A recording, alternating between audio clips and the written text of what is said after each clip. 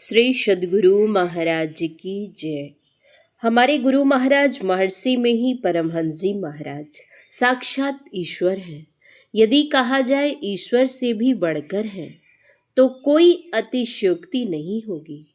भक्त की पुकार में देरी हो सकती है, उनके आगमन में देरी नहीं होती। गुरु जाने सब कुछ, कहाँ छुपावे अंत। यानी गुरु मन की सभी बातें जान जाते हैं। जैसे शीशे की अलमारी में रखी वस्तु को कोई भी देख सकता है, उसे छुपाया नहीं जा सकता है। उसी प्रकार मन में उठती तरंगों को गुरु जान जाते हैं। इसलिए हम गुरु भक्तों को गुरु महाराज में प्रेम निष्ठा रखते हुए मनसा वाचा कर्मणा से समर्पित हो जाना चाहिए। और सावधान रहने की भी जरूरत है कि गुरु महाराज को यदि मन ही मन से किसी वस्तु को समर्पित करते हैं तो उस वस्तु को समर्पित कर ही देना चाहिए। सच्चे मन से की गई प्रार्थना या भेंट की गई वस्तु को गुरु महाराज स्वीकार कर लेते हैं। इसी से संबंधित एक घटना मैं आपको सुनाने जा रही हूँ। उस दिन होली का त्योहार था। ऐसे त्योहार के दिन गुरु भक्त बाबू श्री मनोहर लाल चौधरी जी के मन में उत्पन्न हुआ कि आज के दिन आश्रम जाकर गुरु महाराज को मूंग की दलपूड़ी बनाकर खिलाऊंगा। इन्होंने अपने मन की बात अपनी धर्मपत्नी से कह दी। इनकी धर्मपत्नी भी बड़ी भक्तिन है। जैसे ही इस बात को सुना, उत्साह के साथ दलपूड़ी के सामान को तैयार कर लिया और आश्रम चलने के लिए भी तैयार हो गए। इनका घर कुप्पा घाट आश्रम से 5 मील की दूरी पर भागलपुर शहर में है। चौधरी जी के मन में एकाएक हुआ कि आज तो होली का दिन है। होली के दिन निकलेंगे तो सब लोग रास्ते में रंग से कपड़े खराब कर देंगे, इसलिए अभी नहीं जाते हैं, अब शाम में जाएंगे। यह सोचकर उन्होंने सवेरे आना स्थगित कर दिया। जिस समय गुरु भक्त बाबू श्री मनोहर लाल चौधरी जी ने यह सोचा होगा कि आज आश्रम जाकर गुरु महाराज को दलपूड़ी खिलाएंगे, उसी समय इनके निमंत्रण को गुरु महाराज ने स्वीकार कर लिया होगा। जैसे विशाखा के निमंत्रण को भगवान बुद्ध ने स्वीकार कर लिया था। जब गुरु महाराज दोपहर का भोजन करने के लिए बैठे तो बहुत बार पूज्य भगीरथ बाबा से पूछने की कृपा की कि मनोहर बाबू आए हैं या नहीं। पूज्य भगीरथ बाबा ने कहा, हुजूर अभी तक तो वे नहीं आए हैं। गुरु महाराज बोले, अभी तक वे नहीं आए हैं। गुरु महाराज फिर बोले, अभी वे मूंग की दलपूड़ी बनाकर लाएंगे।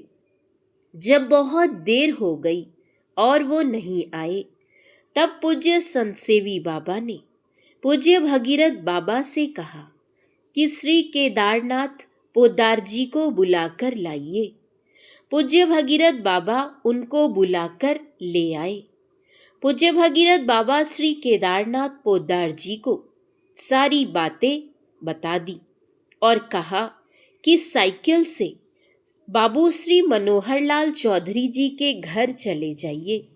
वे चले गए और सारी बातें मनोहर लाल चौधरी जी से गुरु महाराज की जो भी बातें थीं, उन्होंने सारी बातों को कह सुनाया।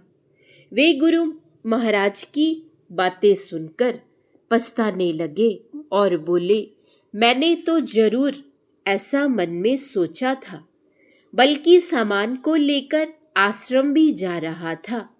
अब क्या हो, जल्दी जल्दी दलपूड़ी बनाई और कुप्पा घाट आश्रम चल दिए।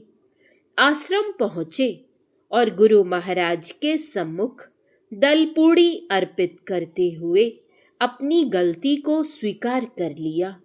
गुरु महाराज ने उनके भक्ति भाव से पूरित दलपूड़ी का एक छोटा सा टुकड़ा लेकर भोग लगा लिया। ऐसी है गुरु भक्ति। गुरु गुरु मैं करो पुकारा, सतगुरु साहब सुनो हमारा। अघ अवगुण दुख मेटन हारा, सतगुरु साहब परम उदारा। अपनी विरद प्रभु आप संहारो, मुझ अगरूप ही पार उतारो।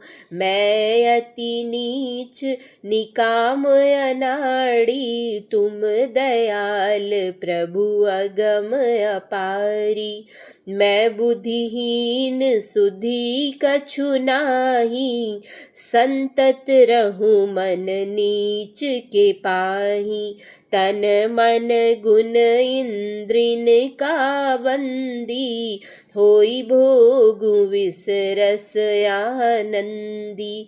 पांच तत्व प्रकृति पंच बीसा, के वश तीन मुख बरतों ईशा। काम क्रोध मद लोभा मोहा, नींद भूख आलस तन छोहा। चंचलपन कटुता असहंता, वृथा गुनावन प्रण विचलंता। सब मिली करे उपद्रव भारी, सुस्थिरता नहीं सको संहारी। निज वश चले न कछु इन पाही, तुम तजी और न कोई सहाई। अस विचारी प्रभु दया करी जय, चरणन बल मोहु को दीजै। सुस्थिरता के बाधक जेते, तुम पद बल ले जीतऊं तेते। जीति थिर होई पद रज ध्याऊं, ध्यावत यम हद ते बहराऊं। हो दयाल अस कीजिए दाया, मो दुखिया कह दीजिए छाया। श्री सद्गुरु महाराज की जय। श्री सद्गुरु महाराज की जय। श्री सद्गुरु महाराज की जय। जय गुरु महाराज, जय गुरु।